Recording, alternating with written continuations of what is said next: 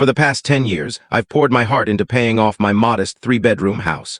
It's not a fancy estate, just a simple, cozy space that I've earned through relentless hard work. There's a quiet pride in sitting in a home you fought for, every corner a testament to your effort. No lavish decor or sprawling lawn, just a calm retreat where I can relax, free from stress. That's my haven, my sanctuary. Then there's my sister, Emily. She's 29, married to Tom, who's 31. They're the type who live like they're in a carefree indie film, always talking about breaking free from the rat race while others are stuck in it. They've been like this for years, dreaming of grand escapes from routine. I thought it was just talk. Most people fantasize about quitting their jobs to see the world, but reality, bills, responsibilities, usually kicks in. Not for Emily and Tom. They went all out. They sold their house, where their kids, Mia, 7, and Noah, 5, grew up, to fund a year-long global journey. They thought the housing market boom would carry them with odd jobs to stretch their funds. Watching from my quiet home, I thought, good luck, but this is a train wreck waiting to happen. Traveling with young kids isn't like backpacking solo through Europe. It takes serious planning, but they brushed it off, saying they'd handle it on the fly. Fine, I thought. It's their choice. A few months later, I'm relaxing at home, maybe scrolling through my phone, when Emily calls. I hadn't heard much from her since they left, just occasional social media posts about their amazing adventures, complete with photos of exotic destinations.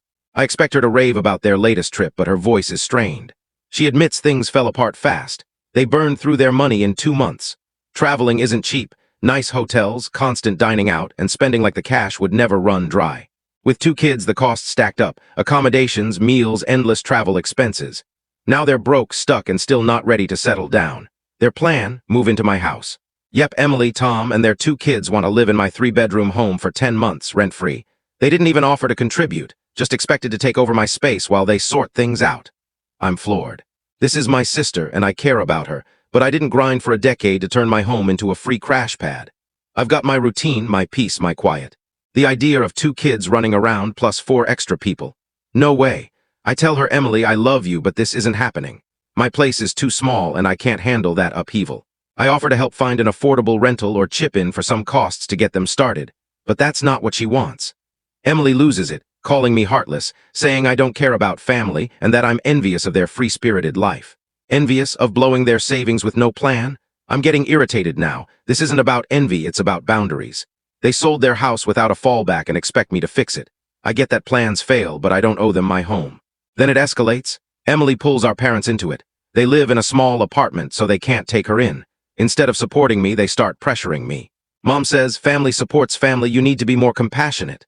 I remind her I offered other help, but they want my house, my space, for free for nearly a year. And get this, they're still talking about taking budget trips while staying with me. Like what? They want my home as a base camp for their wanderlust dreams? It's ridiculous. Now I'm caught in this drama.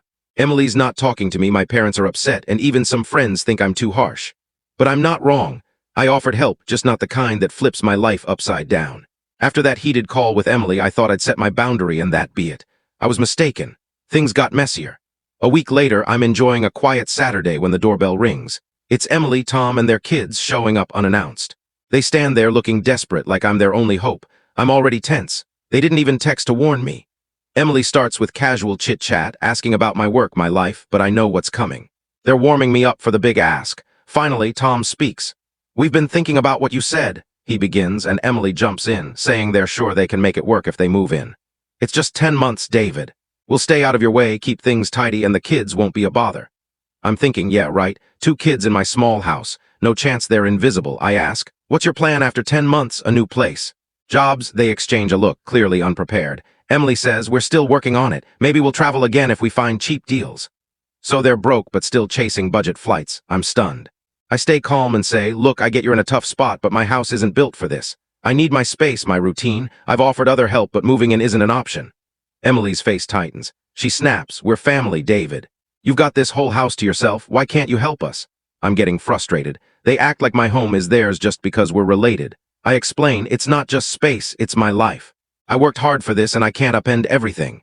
Tom tries to play peacemaker, saying they'll help with chores, cook, and be out during the day. But really, 4 extra people? I'd notice. And with no money, where are they going all day with 2 kids? I hold firm. I'm sorry, but no, it's not happening. That's when Emily explodes. She yells, calling me selfish, saying I don't know what it means to live boldly, that I'm stuck in my dull routine and jealous of their adventures. I'm fuming but keep it together. This isn't about jealousy, I say. You made your choices and now you want me to fix the consequences. That's not fair. She's not listening. We wouldn't ask if we had options, she shouts. This is what family does. Tom's just standing there looking uncomfortable as Emily rants about how I failed them. It's a mess. Finally, I say, this is my house, my decision. You need to leave. They storm off, Emily muttering about managing without me, Tom shooting me a glare. I'm relieved, but I know this isn't over. And it wasn't. A few days later, Mom calls, her voice heavy with disappointment. Emily ran to our parents, painting me as the villain who abandoned her family. Mom's like, why can't you help your sister? They're struggling. I explain again that I offered help, but they want my house for free. Mom's not buying it. They made a mistake, David. You've got the space. It's not forever. Her guilt trips are draining, but I stand my ground. Mom, I'm not doing it. They need to own their choices. She drops it, but I know she's upset. Then Dad calls. He's blunt, no sugarcoating. David, I hear you're giving Emily a hard time, he starts. I try to explain, but he cuts me off, saying I'm selfish, that I've always had it easy while Emily takes risks. Easy.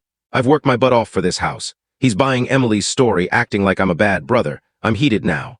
Dad, this isn't about risks. They blew their money and expect me to clean up their mess. I'm not doing it. He keeps pushing, but I don't budge.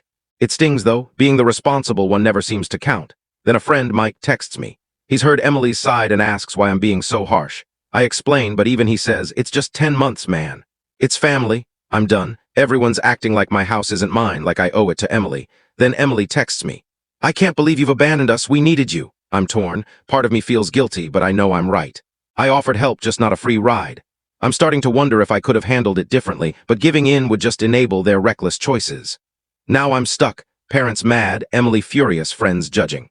But I'm not wrong, even if it feels like everyone thinks I am. Things didn't calm down. Emily, Tom, and the kids show up at my door again, unannounced. They look exhausted, desperate. Emily's holding a stack of papers, rental listings, most scratched out. I know what's coming. She starts, David, please rethink this. We've looked everywhere and we can't afford anything. Tom adds, we're out of options. You've got this whole house to yourself. Can't we stay for a bit? I'm annoyed. They're still pushing after I've said no. I've told you, I say. My house isn't set up for this. I offered other help, but moving in isn't happening. Emily's voice breaks. We have nowhere else, David. The kids are exhausted. We'll pay you back when we can. The kids, Mia and Noah, are clinging to her, looking tired and confused. It pulls at my heart. They're innocent in this, but I can't let guilt sway me. I take a deep breath and say, I'm sorry, but I can't do this. You need another solution. Emily snaps, her face red. You're unbelievable, David. You're sitting in your cozy house while your family struggles. You've changed. Her words hurt, but I'm too frustrated to back down. I haven't changed, I shoot back. You made this mess, not me. I'm not fixing it for you. The argument erupts. Tom jumps in, bringing up old grudges like how I didn't lend him money for a shaky business idea years ago. It's chaos. Everyone's yelling. The kids are crying. I finally put my foot down. Enough. This is my house, my call. You need to leave. Emily looks stunned, opens her mouth, but just shakes her head and storms off with the kids. Tom glares as they go. I feel anger, guilt, and relief as they drive away, but I know this isn't the end. That night, my phone blows up with messages from family, cousins, aunts, everyone. Emily's been telling them I've left her family to fend for themselves like I'm some cold-hearted jerk. They're texting, how could you do this? You've got room. They've forgotten I have a right to my space. No matter how I explain, they just say, family helps family. I'm exhausted defending myself to people who won't listen. I thought things might settle if I stayed quiet. Wrong again. A few days later, Emily posts a long public rant online, making it sound like I've left her and her kids homeless. She calls me selfish, privileged, uncaring.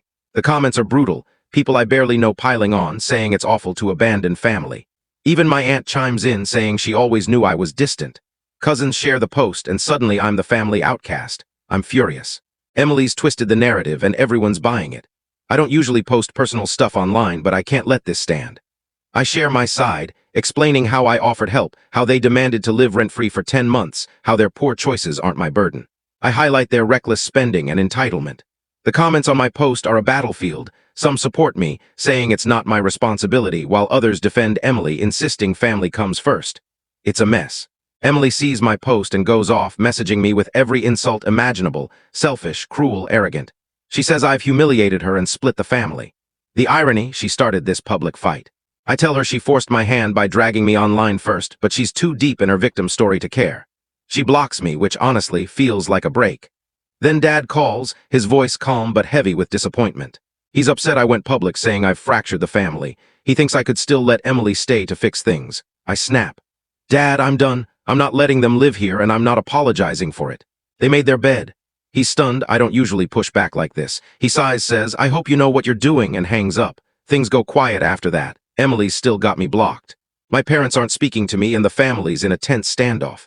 I'm not making the next move. I've held my ground, and I'm done justifying it. It hurts to be at odds with my family, but I know I'm right. I set a boundary and stuck to it, even with everyone against me. My house, my peace, my terms, that's worth more than all this drama.